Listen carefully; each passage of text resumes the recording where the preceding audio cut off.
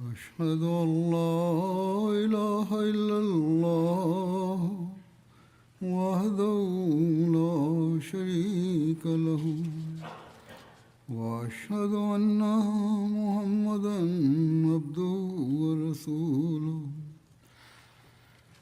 أما بعد فأعوذ بالله من الشيطان الرجيم بسم الله الرحمن الرحيم الحمد لله رب العالمين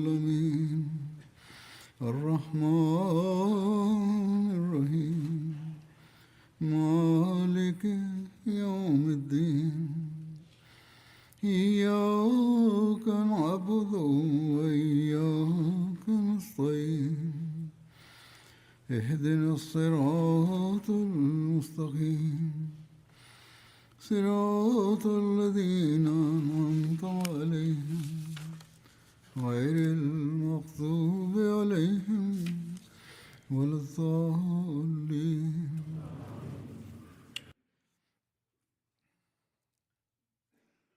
حضرت صلی اللہ علیہ وسلم کے فتح مکہ کے بعد След завладяването на Мека и завръщането на светия пророк салалаху алейхи васелям в Медина, ایک ذکر ہے سریہ قیس بن سعد بن عبادہ کا. یہ صدا کی طرف سن 8 ہجری میں през 8 хиджри جیرانہ سے مدینہ واپس آئے. имало събития на Кайс бин Саад бин Убада към Суда, چنانچہ مہاجر بن ابی когато светият пророк салалаху алейхи васелям се завърнал в Медина زیاد بن لبید کو от Джирана, حضرموت کی طرف روانہ فرمایا. той изпратил група بن سعد کو ان طرف فرمایا. в различни آپ صلی اللہ علیہ وسلم райони, قیس بن سعد کو 400 آدمی کے ساتھ روانہ فرمایا. за да разпространява посланието на Ислама, صدا کو اسلام کی دعوت. включително в Сана и حضرت صلی اللہ علیہ وسلم نے ارشاد فرمایا کہ وہ قبیلہ صدا سے قتال کریں. اگر یہ روایت صحیح ہے، پہلی روایت تو زیادہ سے صحیح لگتی ہے، تو پھر یقیناً била подготвена قبیلے کی طرف армия, чийто مسلمانوں کو водач бил Кайс бин Саад. اور آپ نے یہ قدم اٹھایا. اگر یہ خبر صحیح ہے، بات صحیح ہے، روایت صحیح ہے، تو آپ صلی اللہ علیہ وسلم نے Дадени اس کے لیے جھنڈا са му سفید جھنڈا били 400 سے آپس میں души. حوالے کیا. انہوں نے کنا وادی کے ایک جانب پڑاؤ ڈالا. کنا مدینہ اور احد کے درمیان مدینہ کی 400 мъже и حضرت قیس خزرج کے سردار е бил изпратен в Суда, в Йемен, حضرت قیس بن سعد کا شمار за да разпространява посланието на Ислама. مکہ کے موقع پر Според събитията, светия пророк салалаху алейхи васелям خدا سے جھنڈا واپس لیا تھا، също им е казал قیس کو دیا تھا. да се подготвят за битка, което означава, че мюсюлманите са били изправени пред непосредствена заплаха от Суда. یہ قبیلہ صدا کے ایک شخص زیاد بن حارث کا ادھر سے گزر ہوا. یہ کچھ عرصہ پہلے مسلمان ہو چکا تھا.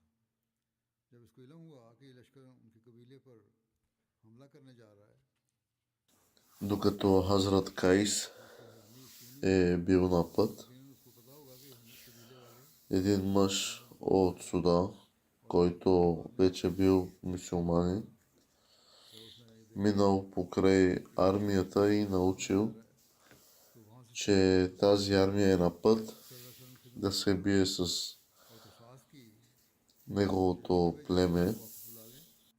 میں اپنی قوم کی ضمانت دیتا ہوں اور اس کے قبول اسلام کا بھی وعدہ کرتا ہوں. Виждайки това, یہ کہ وہ мъжът отишъл при نہیں کرنے کے انسان میں بچائیں گے، светия пророк салалаху алейхи васелям آہستہ آہستہ قبول کر لیں گے.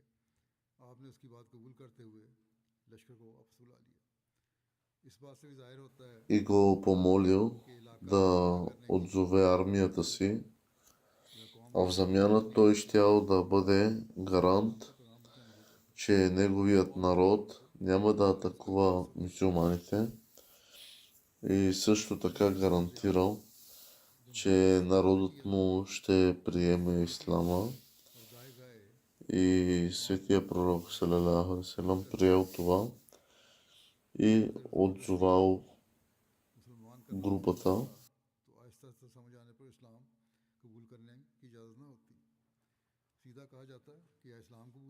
Това показва,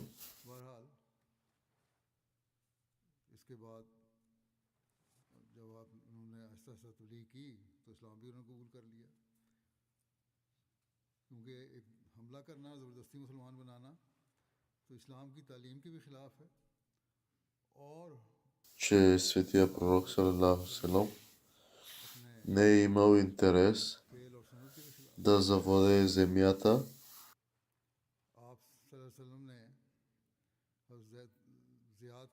или да принуди хората да приемат ислама. По-скоро той е изпратил групата, за да осигури защитата на мюсюлманите, но с гаранцията на един от племената го отзовал. И всъщност светия пророк салалаху алейхи ва салям също така е изготвил един мирен договор за суда.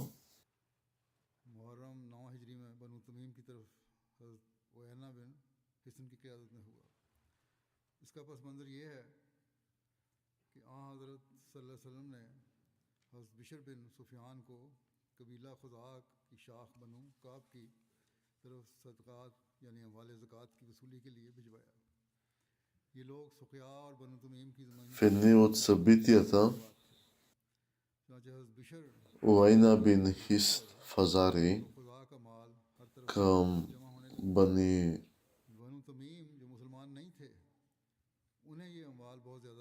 Тамим през Мухаррам 9 по хиджри, светия пророк салалаху алейхи ва салям изпратил Хазрат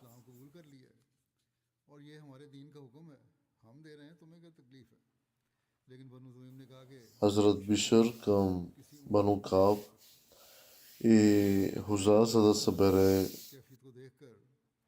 закат. Това място се намирало между земята Сукия и Бану Тамим. Бану Хуза предложили своя закат, но обаче нищо не получили от Бану Тамим, които не били мюсюлмани. Те възразили и извадили мечовете си. Виждайки това, Хазрат Бишър си тръгнал, а Бану Хуза били много недоволни от това и прогонили Бану Тамим, казвайки, че ако не са роднини, нямало да им бъде позволено да се върнат в градовете си. Бану Хуза се страхували от недоволството на светия пророк салалаху алейхи ва салям и по въпроса, когато светия пророк салалаху алейхи ва салям бил информиран за това, той попитал кой ще даде урок на тези хора.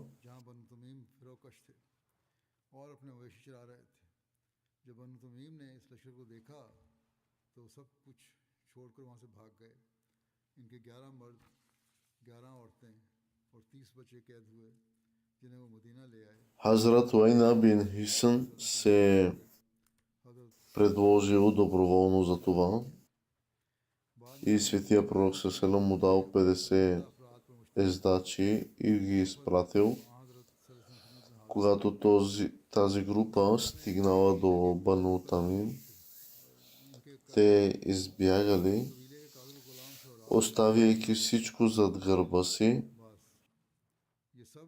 която била от 11 мъже, 11 жени и 30 деца били върнати при светия пророк саллалаху алейхи ва саллям, и по-късно група от 90 души отишли при светия пророк и поискали да говорят с него. Светия пророк излязъл от дома си, отслужил молитвата и след това седнал на своя двор, провел разговор с Бану Тамим, и Бану Тамим предложили да се проведе състезание, за да се определи кои поети са по-добри. Светия пророк казал, че това не е целта на неговото идване. Ако обаче желаят да покажат своите оратори и поети,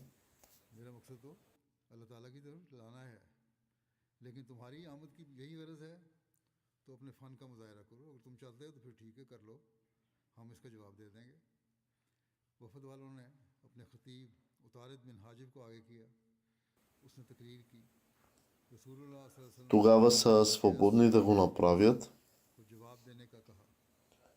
И светия пророк саллалаху алейхи ва саллям инструктирал един от сподвижниците да отговори, който го направил по много красив начин. Светия пророк също така призовал Хазрат Хасан бин Сабит, за да представи поезията си в отговор на Бану Тамим. И Бану Тамим осъзнали, че превъзходството на мюсюлманите и в крайна сметка всички приели ислама. След приемането им, пленниците им били върнати, а светия пророк саллалаху алейхи ва саллям също им е бил дал подаръци и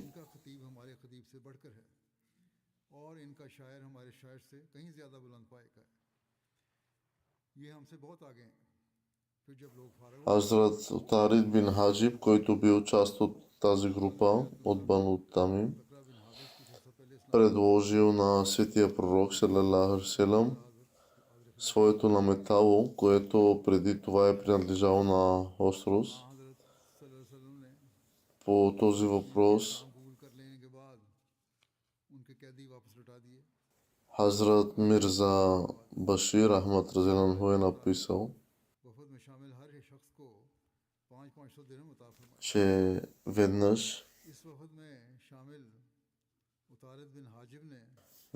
когато светия пророк саллалаху алейхи ва саллям получил от някъде като подарък парчета копринен плат, няколко негови сподвижници говорили с голямо удивление за меката и нежна текстура и ги сметнали за необичайни. Светия пророк саллалаху отговорил, че чудиш ли се на мекотата на тези платове?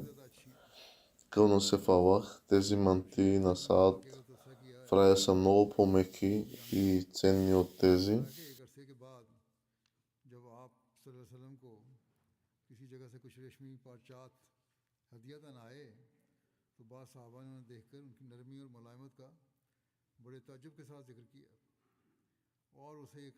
Това изказване на светия пророк е метафора и целта е била да се посочи обитателите на мира, което е като Саад е получил в рая, както се установява от свещения Коран и хадисите. По принцип, благата на рая не могат да се сравняват с тези на физическия свят.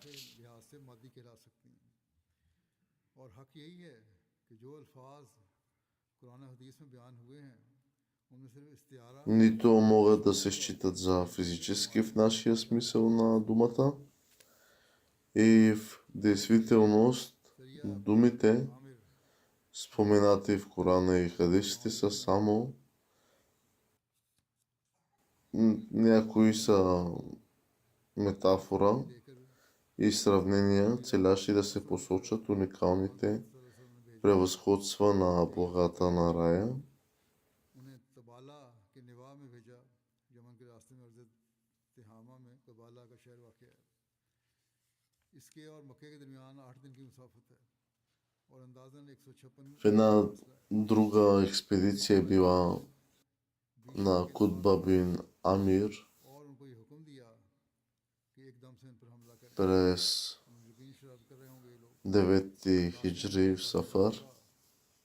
उससे दरियाफ्त की Той е бил изпратен अपने आप को गूंगा जाहिर किया с 20 мъже नहीं पहुंचे до племето Хасан и според बादशाह друго предание उसको कत्ल कर दिया गया той е бил изпратен चुकन्ने हो चुके थे в околностите на किया गया और जब जरा अंधेरा हो गया तो मुसलमानों ने एकदम इन पर हमला कर दिया सख्त जंग हुई към Йемен जख्मी हुए на разстояние от 8 дни път от Мека. Той е бил инструктиран ऊँट बकरियां और औरतें मदीने да предприеме изненадваща атака निकालने के बाद и племето със сигурност би сеяло пакости.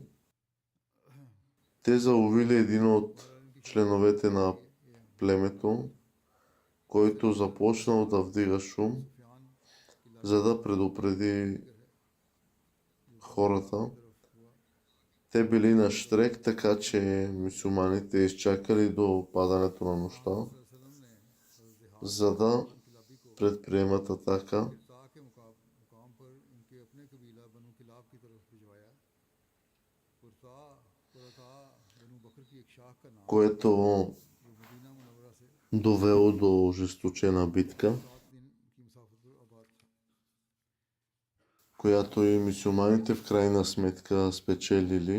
में जुजलावा के मुकाम पर मिले उन्होंने इस्लाम को पैगाम पहुंचाया मगर कबीले वालों ने इनकार कर दिया और नौबत लड़ाई तक पहुंच गई उन्होंने अहले कुर्ता को शिकस्त दी और माल गनीमत हासिल किया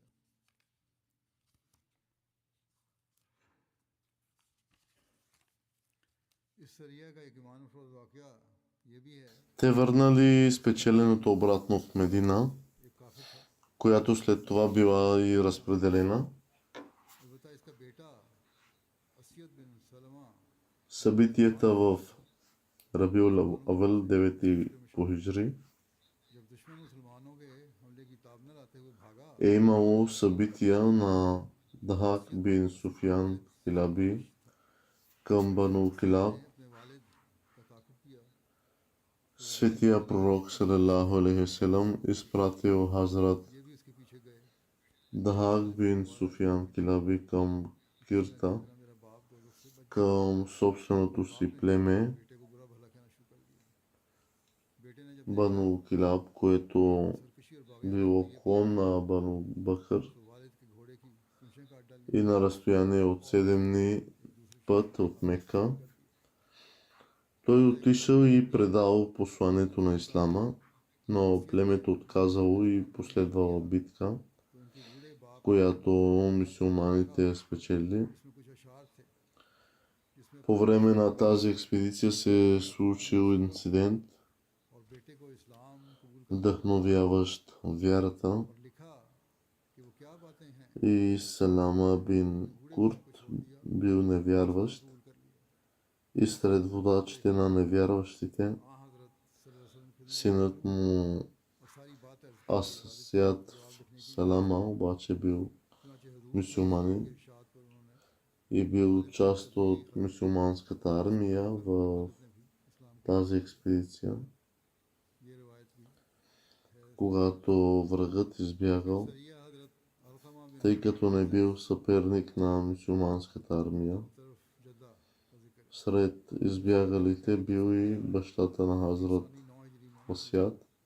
जबकि बाज़ दूसरी रिवायात में Салам скочил във водата, за да се опита да се спаси. वसल्लम को खबर докато синът му тичал след него, Хазрат Асиад се опитал да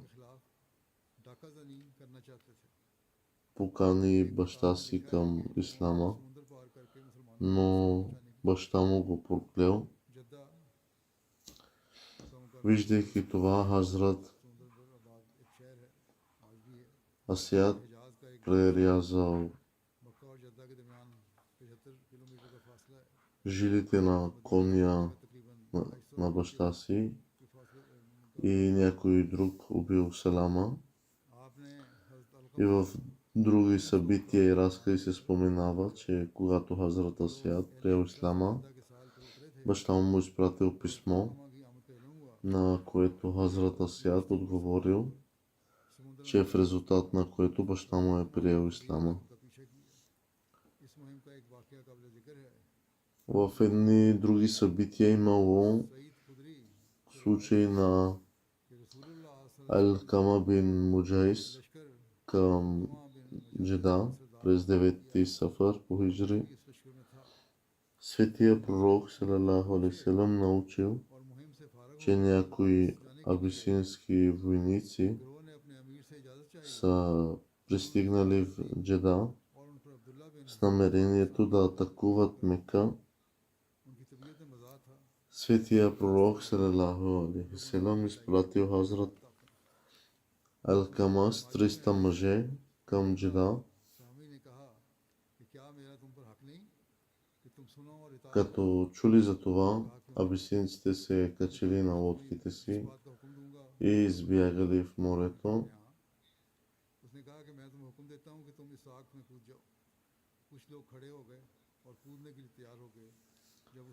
Групата от тази армия е поискала разрешение да се върне веднага след приключване на мисията им.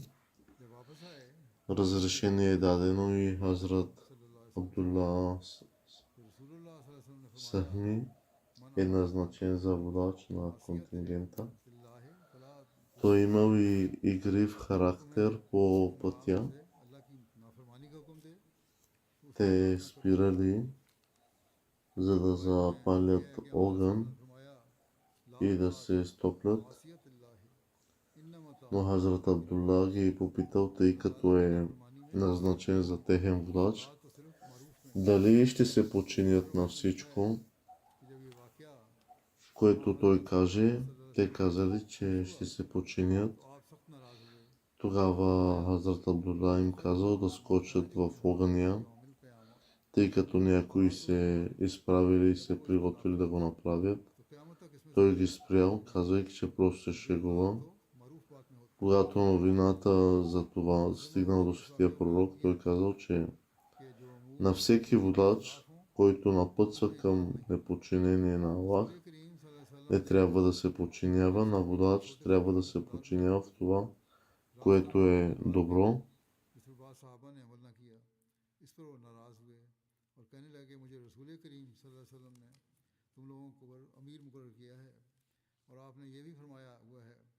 जिसने मेरे मुकर्रर करदा अमीर की इताअत की उसने मेरी इताअत की और जिसने उसकी नाफरमानी की उसने मेरी नाफरमानी की और जब मैं रसूल करीम सल्लल्लाहु अलैहि वसल्लम का मुकाम हूँ तो तुमने मेरी नाफरमानी। Имало е и събития на Хазрат Али към Бану Таиф Рабиул Сани 9 по хиджри. Бану Таиф са се покланяли на идол на име Фуз. И светия пророк салалаху алейхи ва салям изпратил Хазрат Али с 150 мъже, за да унищожи идола Фуз.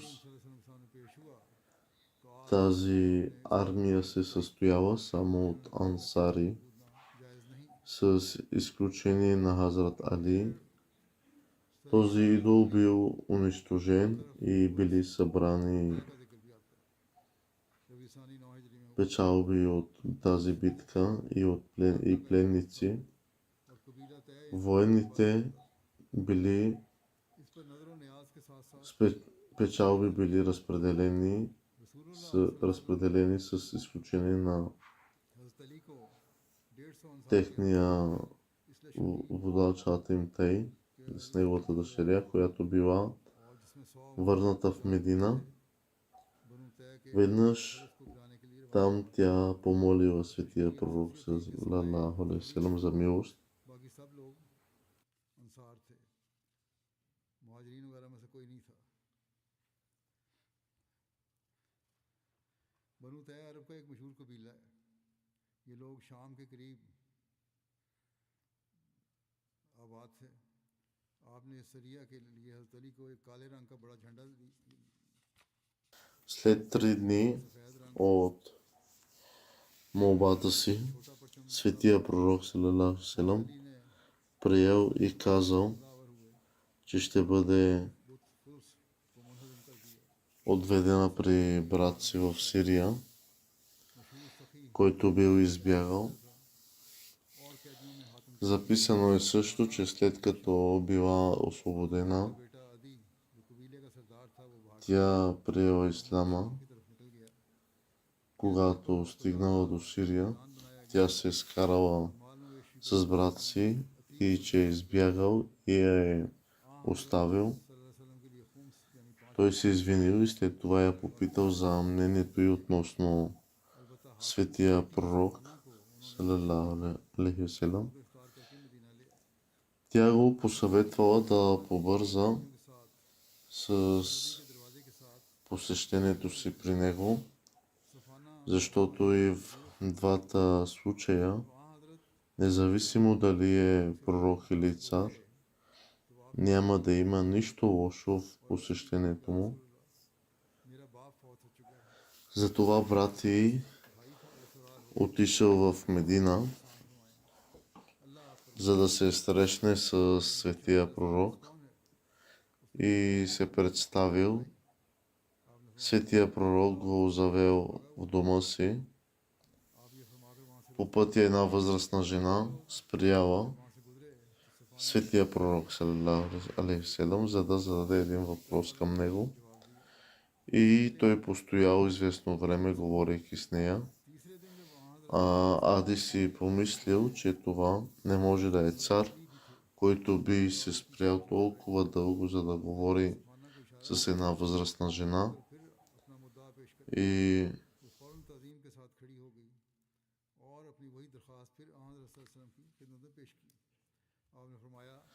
веднъж в дома на светия пророк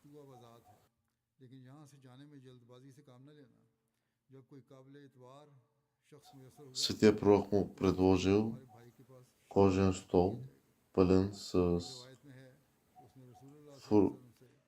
формови палми, за да седне на него. Ади настоял светия пророк да седне на него, но светия пророк седнал на земята. Ади отново си помислил, че това не може да е цар. След това те провели разговор и в хода на разговора светия пророк споменал някои неща, които само Ади можел да знае. Това убедило Ади, че това със сигурност е пророк. След разговора и виждайки високите морални качества на светия пророк, той приел исляма.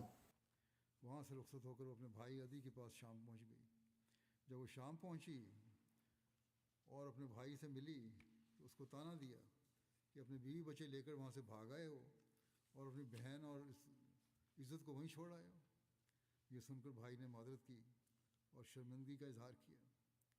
थोड़ी देर बाद अदी ने अपनी बहन से पूछा कि बताओ तो सही कि मोहम्मद सल्लल्लाहु अलैहि वसल्लम के मुतालिक तुम्हारी क्या राय है।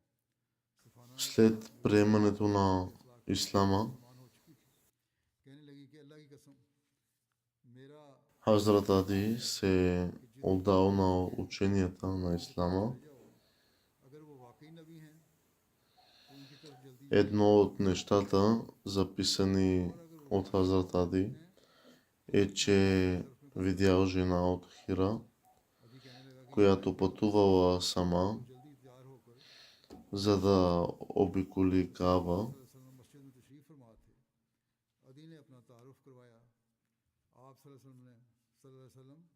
Това също е в подкрепа на отговора на въпроса дали мъж трябва да придружава жена, за да извърши хадж.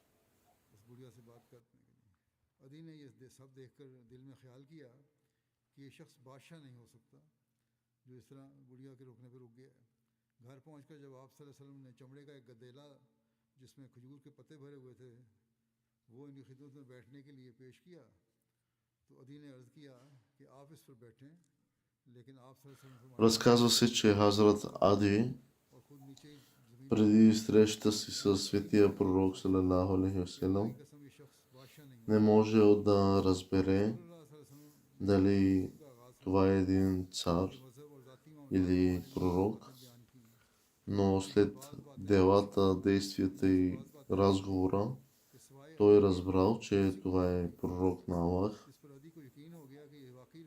и неговите морални качества са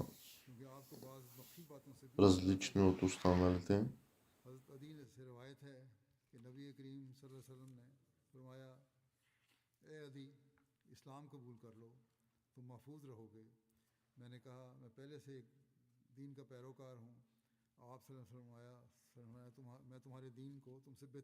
Светия пророк салалаху му е казал, че аз знам повече от теб относно твоята вяра.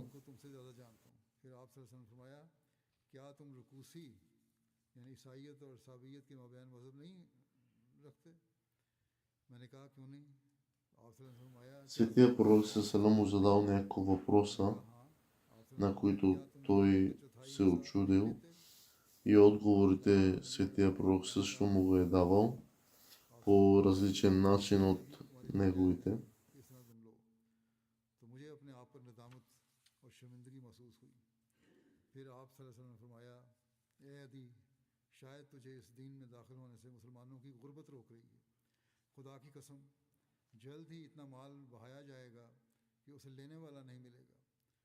Светия пророк салалаху алейхи ва салям казал, че много врагове има срещу исляма, но това не трябва да те възпира, и така той е приел исляма. След като видял разговора и моралните качества на светия пророк,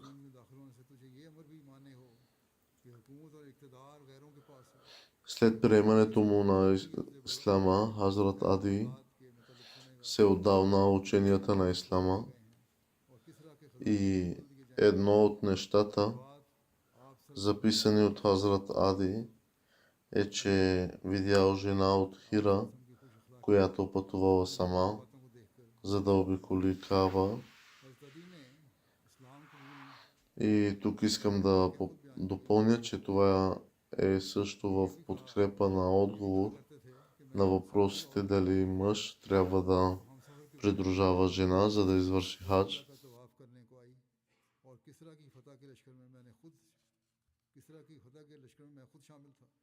Имало и експедиция на Укаша бин Мисан към Джинаб в Рабиул Сани, 9 по хиджри. Тя е била насочена към племената Удра и Бали, които са живяли близо до Джинаб, и няма много подробности за тази експедиция.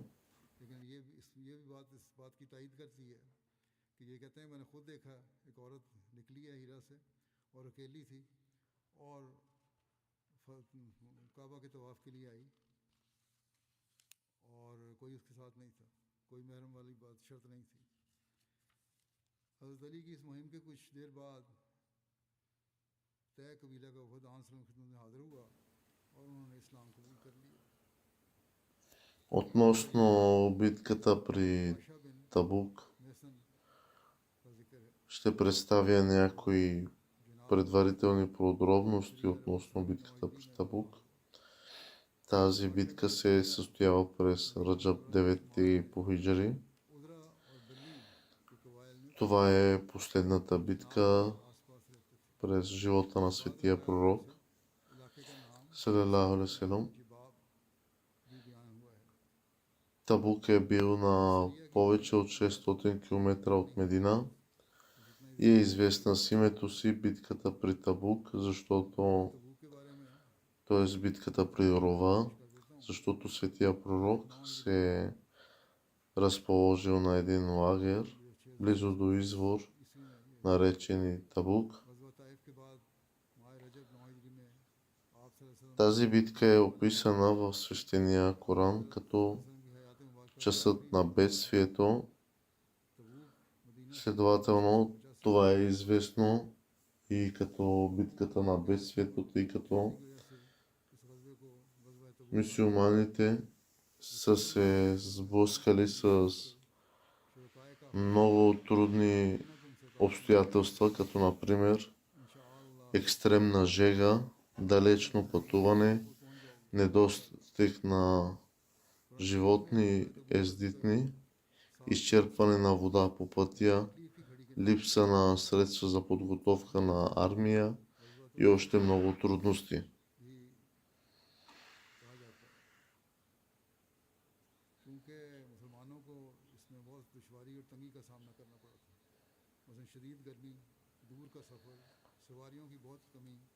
Преди историята на тази битка е била, че Медина е била в постоянна заплаха от нападение от Бану Гасан, съюзници на византийците, пратеник на търговци от Сирия, и съобщил на мюсюлманите, че византийците са събрали голяма армия в Сирия и че различни християнски племена са се присъединили към тях. Друг фактор е бил, че арабските християни написали писмо до Иракли, в което съобщили фалшивата новина за поражението на светия пророк и казвали, че това е моментът да се утвърди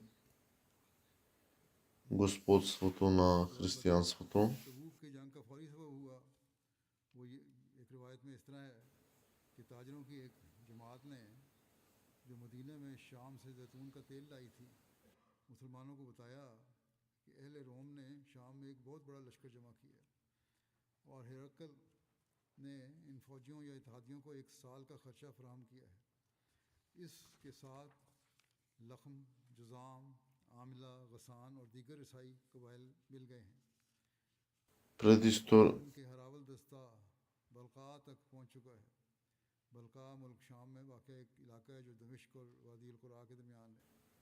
Друг фактор бил, че арабските християни, което съобщили тази фалшива новина, казали, че това е моментът да се утвърди господството на християнството. И когато светия пророк Салам научил за тази армия, светия пророк също наредил на мюсюлманската армия да се подготви.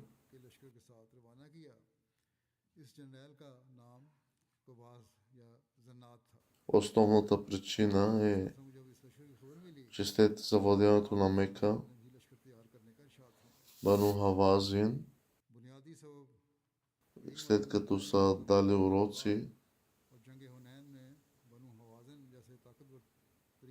и след завладяването на различни места и приемането на ислама от хората,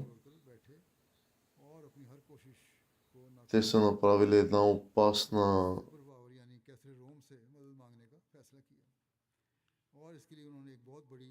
един опасен план срещу ислама,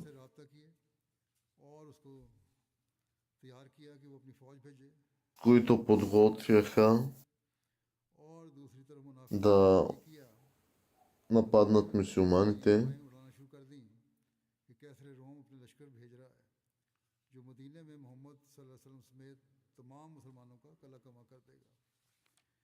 इस तरह से मुनाफिकीन और с идеята कि ज़्यादा मुमकिन है कि да खुद ही लश्कर का मुकाबला करने के लिए मदीना से शाम की तरफ изкоренят ислама и убият мюсюлманите, както и наузубилла, светия пророк. और हज़रत Ще продължа да спомена събития и подробности в бъдеще.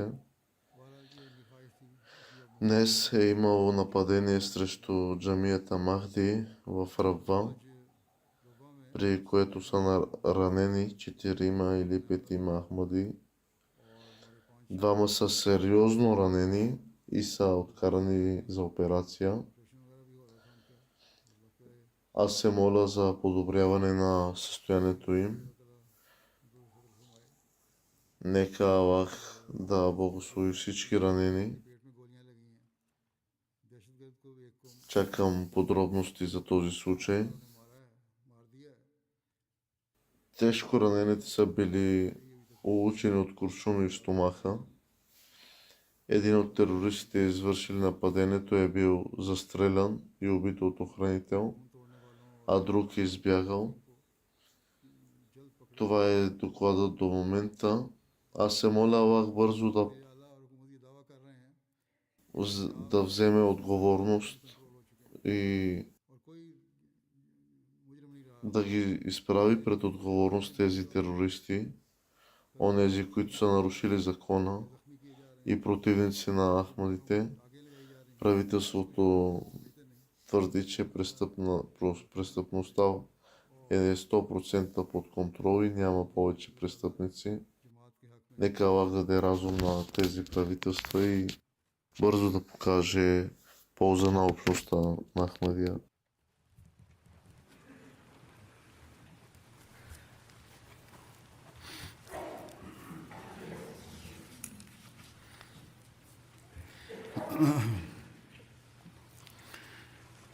الحمد لله نحمده ونستعينه ونستغفره ونؤمن به ونتوكل عليه ونعوذ بالله من شرور أنفسنا ومن سيئات أعمالنا من يهده الله فلا مضل له ومن يضلل فلا هادي له ونشهد أن لا إله إلا الله ونشهد أن محمدا عبده ورسوله عباد الله رحمكم الله إن الله يأمر بالعدل والإحسان وإيتاء ذي القربى وينهى عن الفحشاء والمنكر والبغي يعظكم لعلكم تذكرون اذكروا الله يذكركم وادعوه يستجب لكم ولذكر الله أكبر